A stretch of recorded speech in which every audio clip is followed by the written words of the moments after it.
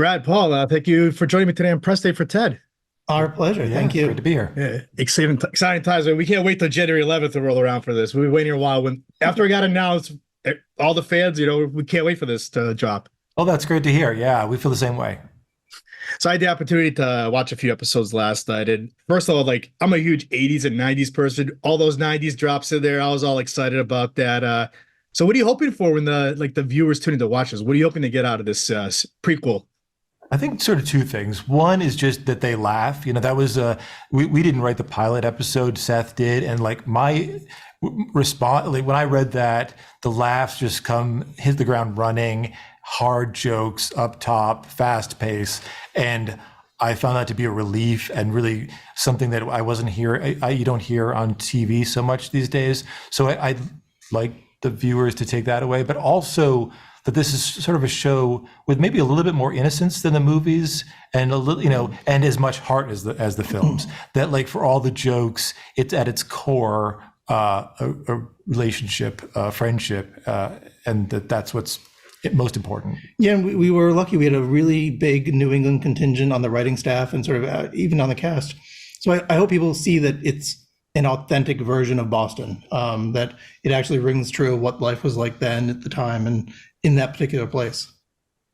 How did you collaborate with Seth to make this series come to life? And did you go to watch the originals just to get some ideas, Easter eggs, all that stuff to drop in this series? Yeah. Well, early on, so of course, we rewatched the films, and that sort of got us excited. We were having discussions with Seth really early on. We knew it would be a prequel, but we wondered if it might be a multi-camera sitcom. So we explored that for a while. At the beginning of the writing process, we were writing a multi-camera sitcom, and even talking to the tech side to sort of talk about how possible that was. It slowly morphed into a single camera comedy, which is something we've been doing for many years. So we were kind of happy about that transition.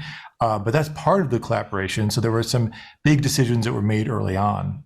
Yeah, and as for the Easter eggs, Seth is the expert on TED. So he sort of sprinkled those in whenever he sort of felt it was appropriate.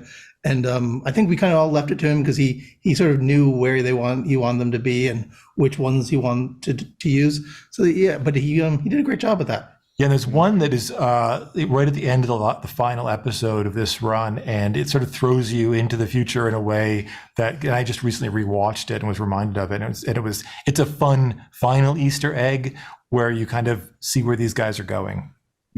How did you go about casting to try to find these perfect characters to put them in the 90s? What were you looking for? Yeah, so there's partly because this is in Boston, you need people who can do that Boston accent authentically or not do it at all, which, I think you have to make that choice, because if that accent is inauthentic, it really hits the ear hard. There's a combination of people that Seth has worked with in the past, and also people that we just found through the audition process. It did involve, chemistry reads where we bring people in and perform opposite each other, and that's where you do discover some things during that process where this combination works great together. Oh, Alanna Ubach is such a gifted, smart comedic actor, and the way that she sort of grounds the Matty character played by Scott Grimes, who's sort of he's a tough guy to live with, and she's bringing this performance where you still believe in that relationship, and that's very difficult to do. Yeah, and I mean, for me, I was kind of nervous about finding a young John, an actor to play that role. And, we were very lucky. Seth knew Max a little bit.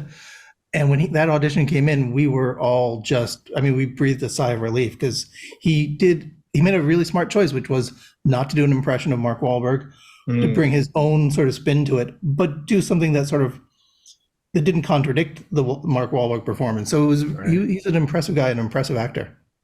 Last question. Is there a specific episode you can't wait for the fans to watch? I really like that final episode of this run. It's a prom episode. I don't know that you received it, but it has some, like I said, it ends with a great Easter egg. It also has some really specific 90s cultural moment, like references that play are an integral role in the story, and that's fun. And then it's just also a sort of a heightened, exciting time in that time of life. It's it's prom night.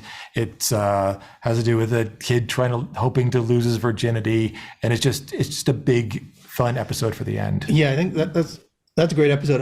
We did a Halloween episode that was really ambitious and involved a lot of location work and a lot of guest cast, and I think it turned out great. I'm excited for people to see that. Exciting. Brad, Paul, I want to thank you for giving me on our press day, January 11th. Ted, thank you again.